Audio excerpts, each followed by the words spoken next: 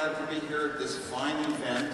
You know, I look at changes in the world. You can look at the prominence of the East, but really the leadership, at least is represented in the West a lot, you know. And it comes from Apple, but it started a long time ago. It starts when you're young, it starts when you're in school, it starts with being inspired by heroes in technology and science and what they can do. And really, when you're young, you're very idealistic.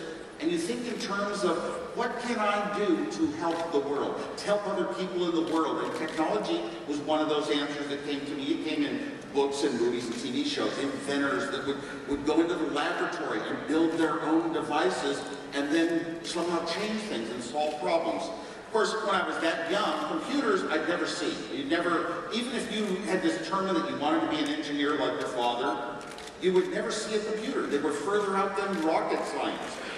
They weren't in schools, they were in strange places called research, and the military, and the engineers did other things. Engineers made televisions and radios and whatever.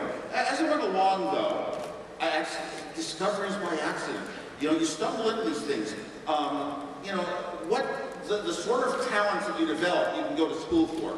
But in my case, it was better in school. When you're taught on your own, you're doing something for yourself, you're so motivated, you always do a better job than people who are told, oh, the answers are all in school. The answers are, the school has boundaries, and your learning is going to be in our books and our teachers. That's not the way I like to think. We put up a lot of closed boundaries in education to tell you that if you have different ideas of your own that don't go along with school, they're bad. You're not allowed to do them. You're not allowed to open every drawer out of curiosity and look inside, because we have to manage a large class of students and keep things regular and predictable. Rare good teachers find a way to go outside the system and get you educated in fields that aren't even in the school. And that happened in my case a lot. I was well enough educated in electronics by luck of the kids that I grew up around in my neighborhood, luck of parents. But I discovered what computers were a little bit. I discovered a few articles. We didn't have magazines on computers then, but it was so intriguing to see that there was a science. And it was a science, a mathematics, that was understandable. You didn't need higher level math. You didn't need algebra and geometry and calculus. So a young child could understand everything about a computer that is built to this day. And it was quite an amazing discovery. It was a specialist. When you discover things in your own life that make you special, it's the most important motivating factor there is. You don't have a reward that people can see. The reward is you feel good inside your own head. You feel good about yourself, that you're good at something, you're accomplished. This is what you're meant to be. You don't get a grade at school, you don't get a salary, you don't get houses and yachts, you don't get awards, you don't get titles, you don't get all those things that we call rewards that try to encourage employees to create good products, to create the new technology products of the future. We say that, oh, they'll work on these reward systems, but really when you have an internal reward, you're going to benefit by it because you're going to feel special. You're going to look better to other people. You want to prove that something's possible. It's an internal goal. Those are much stronger driving forces. And that was true in my case. I was lucky. I just somehow started working on paper trying to figure out, how do you make computers at an age before we thought about it? And it was very independent. I just said, I didn't have any books. I didn't have any teachers. You didn't have any books in those days, or even magazines about computers. I just started looking at catalogs of parts and descriptions of computers and tried to design those computers. And I got very good at it. I could design almost every small computer in, the late 60s. I could design them almost all in 2 days. Very good at it. Thankfully, I had no money. When I met Steve Jobs, it was after 2 years of college, I decided to take a year off, earn the money for my 3rd year of college. And one executive said he could get me chips for a computer of my design. So I designed a computer, he got me the chips, and I was building it, and I met Steve Jobs. And he also knew digital electronics and how to make devices that had numbers that calculated frequencies and tones of guitars and things. And we hit it off. And we also both liked fun. We liked playing tricks on people and pranks. And that's always been important to me, that whatever you do for work and life should have a fun element. So Steve and Steve was more futuristic thinking about somehow being one of those great people that changes the world forever and moves the world forward and stuff like that. Me, I just wanted to be the best engineer possible. I didn't ever want to move up the org chart. I didn't want to be a manager or an executive or a president of a company. I just wanted to stay engineer my whole life in the laboratory with the equipment in my hands, writing my own programs. And it was a very satisfying life. That your own keys to happiness, come about from something else, and your own happiness is what drives you. Well, when we came to start Apple, it was a touchy decision. The big computer companies said it wasn't going to amount to anything, but we believed in ourselves. We believed it was a revolution going to happen. And we met in a homebrew computer club about the size of people, and we'd every 2 weeks, and I was too shy to ever talk.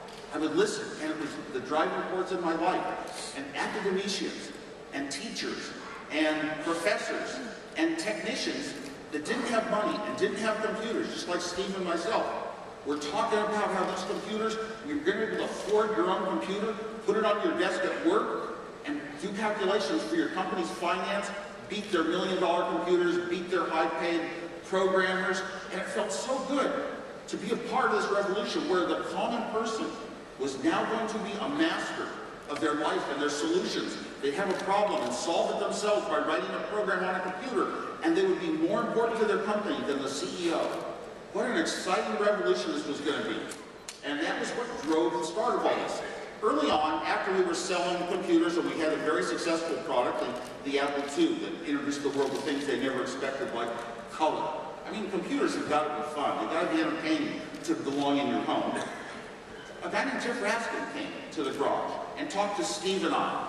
And Jeff said, well, look, you can build a computer and an expert can use it.